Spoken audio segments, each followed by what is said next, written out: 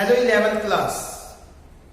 जैसा कि आप जानते हैं हमारा टॉपिक क्लासिफिकेशन और टाइप्स ऑफ अकाउंट रनिंग में है, जिसमें प्रीवियस लेक्चर में हमने डिस्कस किया था पर्सनल अकाउंट पे। और पर्सनल अकाउंट में मैंने आपको बताया था there are 3 types of personal account. First is natural personal account, second is artificial personal account and third is representative personal account. इसमें आने वाले जितने भी पर्सन्स थे उस पे हमने अच्छे से डिस्कशन किया था और लास्ट में हमने इसके अकाउंटिंग रूल को भी समझा था। और एक बार हम उस अकाउंटिंग रूल को रिवाइज कर लेते हैं। तो rule of personal account, debit the receiver and credit the giver, ये हम प्रीवियस लेक्चर में डिस्कस कर चुके हैं।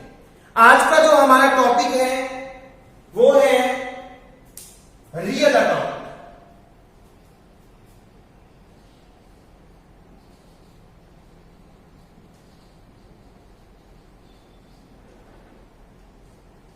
रियल अकाउंट में हम कौन कौन से अकाउंट्स को इन्वॉल्व करते हैं ये हमें अच्छे से समझना है। आज की क्लास में जो डिस्कशन रहेगा वो रियल अकाउंट पे ही रहेगा। ओके स्टूडेंट्स, तो हम बात करते हैं रियल अकाउंट्स में हम कौन से अकाउंट्स को इन्वॉल्व करेंगे। तो देखते हैं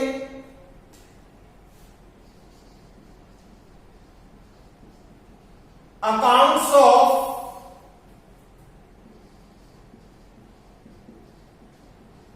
businesses, things which can be measured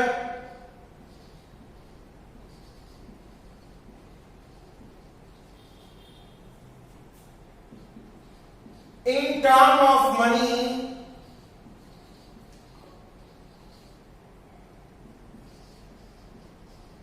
such as its assets. ध्यान देंगे आप, पर्सनल अकाउंट में तो हमने बात की थी अकाउंट्स ऑफ पर्सन्स, और रियल अकाउंट में हम बात कर रहे हैं अकाउंट्स ऑफ बिजनेसेस, थिंग्स। मतलब बिजनेस में बहुत सारी आइटम्स होती हैं। कौन सी आइटम्स होती हैं वो हम अभी डिटेल उसकी करेंगे, लेकिन एक बार हमने अभी स्टार्ट किया है। अकाउंट्स ऑफ बिजनेसेस, थिंग्स, कौन सी थिंग्स हैं करेंगे discuss. Which can be measured in term of money, जिनका मेजरमेंट किया जा सकता है किसमें, मनी में। सच एज इट्स एसेट्स, ये वर्ड अब आपके लिए बिल्कुल नया वर्ड है एसेट्स, लेकिन इससे मिलता जुलता वर्ड जो आपने अपनी लाइफ में सुना हुआ है वो मैं आपको बताता हूं तो आपको इजीली समझ में आ जाएगा। तो आप इन एसेट्स को अगर प्रॉपर्टीज बोले तो गलत नहीं होगा। Properties of business, properties of business. तो प्रॉपर्टी वर्ड आपने सुना हुआ है ना, उसको अकाउंट्स की लैंग्वेज में हम क्या बोलते हैं, एसेट्स बोलते हैं। क्लियर है बेटा सभी को। अब हम और देख लेते हैं कि एसेट्स या प्रॉपर्टी कैसे हम उनको डिफाइन करेंगे, इस पे और हम डिस्कस कर लेते हैं। तो देखते हैं, एक चीज तो क्लियर होगी कि एसेट्स या प्रॉपर्टी जो है वो बिजनेसेस, थिंग्स हैं। तो देखते हैं हम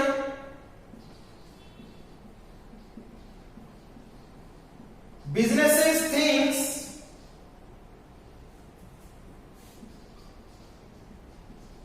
which are related to take long term or short term benefits, businesses, things which are related to take long term or short term benefits are known as assets। तो देखेंगे स्टूडेंट्स, ऐसी businesses, things जो किससे related हैं,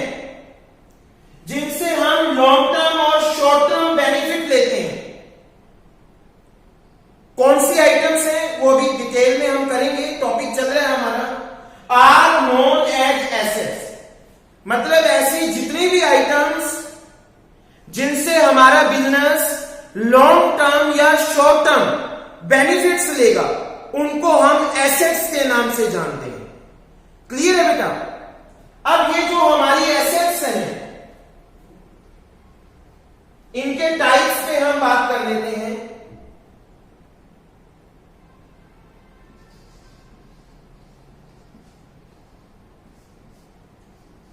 assets जो है, इनका अगर हम क्लासिफिकेशन करें तो दो बातें आपके सामने आएंगी। फर्स्ट,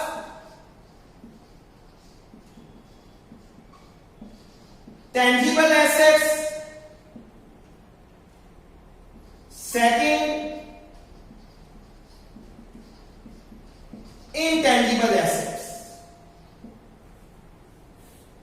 तो टेंजिबल एसेट्स में आने वाली आइटम्स और इनटेंजिबल एसेट्स में आने वाली आइटम्स को ही हम क्या बोलते हैं? बिजनेसेस थिंग्स, जिनको हम मनी में मेजरमेंट करते हैं, और उन सभी आइटम्स को हम रियल अकाउंट में इन्वॉल्व करते हैं। तो सबसे पहले हम टेंजिबल एसेट्स और इनटेंजिबल एसेट्स में आने वाली आइटम्स को समझेंगे, और फिर लास्ट में हम इसके अकाउंटिंग रूल को समझेंगे।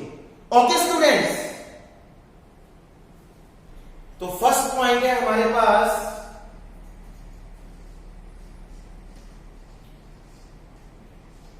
Tangible assets.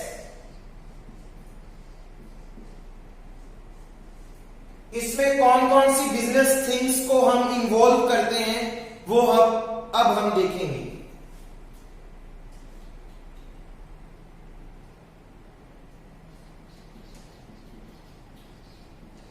Things which can be touched, felt, measured,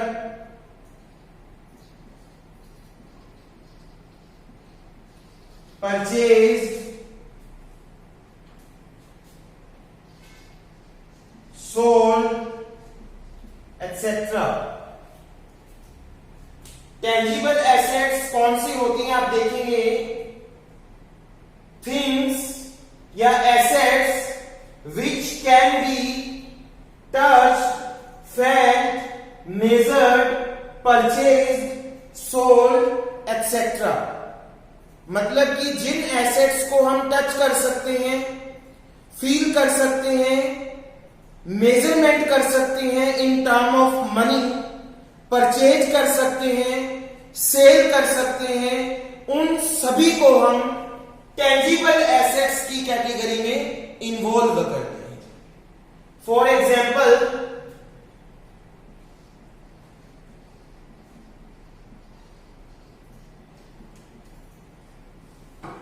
cash,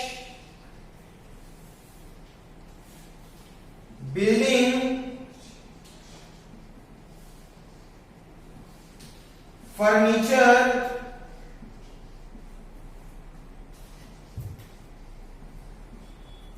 plant and machine, land etcetera. तो कैश की अगर हम बात करें तो कैश का मेजरमेंट होता है। मेजर्ड वर्ड कैश के लिए यूज हुआ है, ठीक है।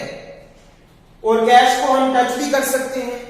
वैसे ही बिल्डिंग है, फर्नीचर है, प्लांट एंड मशीन है, लैंड यहां पे मतलब है जमीन से। तो ये सब अगर थिंग्स हमारे बिजनेस से रिलेटेड, हम इनको परचेज करते हैं या सेल करते हैं या किसी भी तरीके से अगर हम इनको अपने बिजनेस में यूज में ले रहे हैं, तो ये सब टेंजिबल एसेट्स की कैटेगरी में इन्वॉल्व होंगे। क्लियर है बेटा सभी को? अब हम बात करते हैं second point,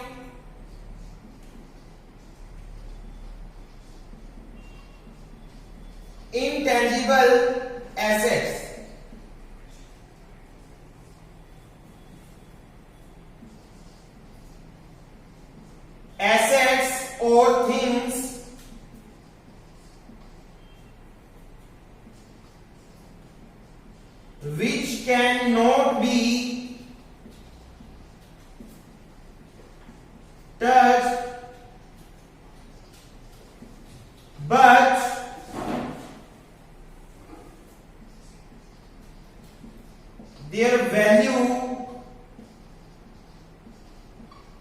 can be measured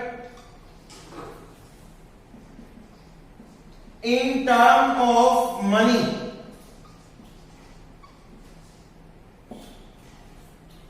intangible assets में उन सभी एसेट्स को हम इन्वॉल्व करेंगे जिनको हम टच नहीं कर सकते, लेकिन उनकी वैल्यू को हम मेजर कर सकते हैं in term of money. Clear है बेटा सभी को? इसमें कौन कौन सी आइटम्स आती है वो हम देख लेते हैं। फॉर एग्जाम्पल,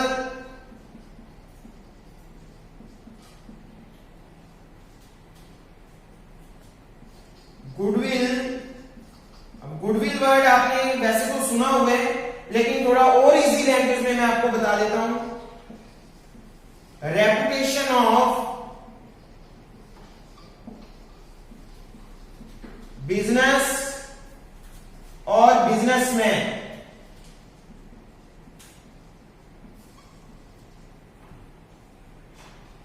मतलब ये कि आपके बिजनेस की मार्केट में क्या इमेज है, क्या उसकी रेपुटेशन है, उसको हम किस नाम से जानते हैं? गुडविल के नाम से जानते हैं। जैसे ही आपकी मार्केट में इमेज होगी, उसी के अकॉर्डिंग आप अपनी गुडविल से लॉन्ग टर्म बेनिफिट ले सकते हैं, क्योंकि आपकी गुडविल बेस पे ही आपके कस्टमर्स जो हैं वो आपके साथ जुड़े रहते हैं और लॉन्ग टर्म के लिए आपको प्रॉफिट देते रहते हैं। ठीक है बेटा? इसके अलावा अगर मैं बात करूं कॉपीराइट,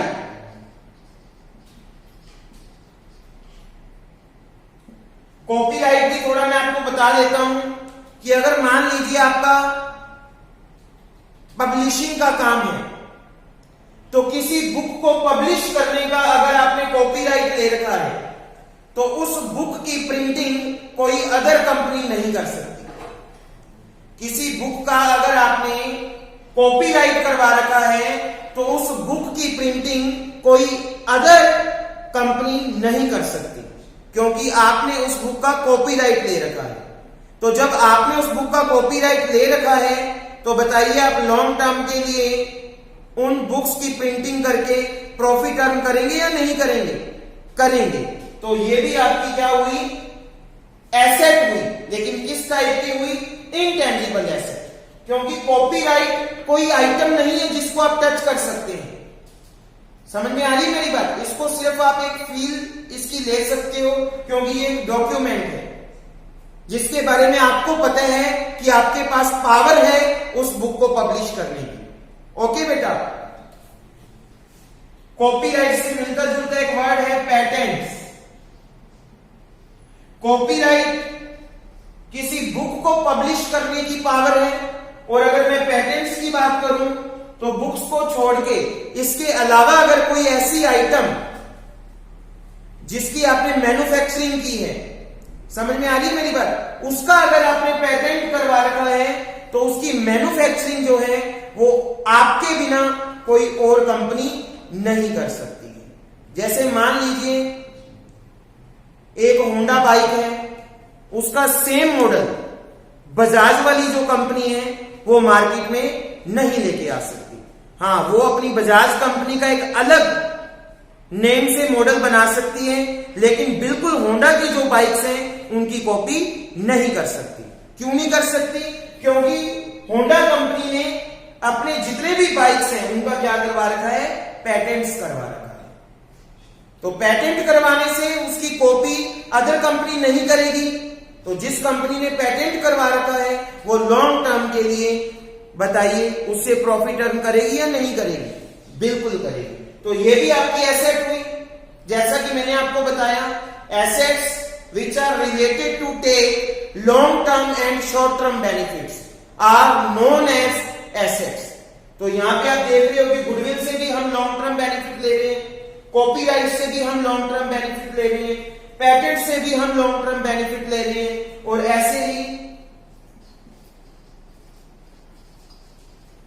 ट्रेडमार्क वर्ड भी आपने सुना हुआ है, इसको भी हम आगे डिस्कस कर लेंगे बेटा। इससे भी आप लॉन्ग टर्म बेनिफिट लेते हैं। ओके बेटा? तो ये था टेंजिबल एसेट्स और इनटेंजिबल एसेट्स। तो जितनी भी आइटम्स टेंजिबल एसेट्स हमने देखी और जितनी भी आइटम्स हमने इनटेंजिबल एसेट्स में देखी, ये सभी बिजनेसेस थिंग्स हैं जिसको हम रियल अकाउंट में इन्वॉल्व करते हैं। अब हम बात करेंगे अकाउंटिंग रूल। जैसा कि मैंने पर्सनल अकाउंट में भी आपको बताया था कि अकाउंटिंग रूल को समझने के लिए हमें दो बातें देखनी है। First is debit and second is credit. तो ये यहां पे भी मैंने पर्सनल अकाउंट की जैसे डेबिट भी लिख दिया और क्रेडिट भी लिख दिया। ओके बेटा, अब टेंजिबल एसेट्स और इनटेंजिबल एसेट्स में जितनी भी आइटम्स हैं वो या तो आपके बिजनेस में आएंगी और या फिर वो आपके बिजनेस से जाएंगी। कम और गो। क्लियर है बेटा? जैसे मैंने पर्सनल अकाउंट में नेचुरल, आर्टिफिशियल और रिप्रेजेंटेटिव तीनों के लिए दो वर्ड यूज किए थे, रिसीवर और फिर दूसरा वर्ड यूज किया था गिवर। वैसे ही यहां पे मैं टेंजिबल और इनटेंजिबल एसेट्स जो कि रियल अकाउंट के पार्ट्स हैं उनके लिए मैं दो वर्ड यूज कर रहा हूं, कम और गो। मतलब जितनी भी एसेट्स हैं, चाहे वो टेंजिबल टाइप की हैं, चाहे वो इनटेंजिबल टाइप की हैं, वो या तो बिजनेस में आएंगी और या बिजनेस से जाएंगी। तो अब बड़ा ही इजी वे में हम इस रूल को समझ लेंगे। देखिए आप, डेबिट पहला वर्ड और इधर से पहला वर्ड क्या है? कम। दूसरा वर्ड क्रेडिट, इधर से दूसरा वर्ड क्या है? गो। तो इसका अकाउंटिंग रूल देखते हैं। Debit what comes in, debit what comes in. देखो पहले वर्ड को मैंने पहले वर्ड के साथ ज्वाइन कर दिया। Second, credit what goes out. Second word को मैंने सेकंड वर्ड के साथ ज्वाइन कर दिया। तो हमारा अकाउंटिंग रूल रेडी है। Debit what comes in, credit what goes out. Real account में जितनी भी बिजनेसेस थिंग्स हैं वो अगर बिजनेस में आती हैं तो आपने उनको डेबिट करना है, और अगर वो बिजनेस से जाती हैं तो उनको आपने क्रेडिट करना है। क्लियर है बेटा सभी को? जैसे जैसे हम ट्रांजैक्शंस को रिकॉर्ड करेंगे तो उन ट्रांजैक्शंस में हम देखेंगे कि या तो पर्सनल अकाउंट ओपन होगा, या रियल अकाउंट ओपन होगा, या नॉमिनल अकाउंट ओपन होगा, या इन तीनों में से कोई भी दो अकाउंट ओपन हो सकते हैं। तीनों भी ओपन हो सकते हैं।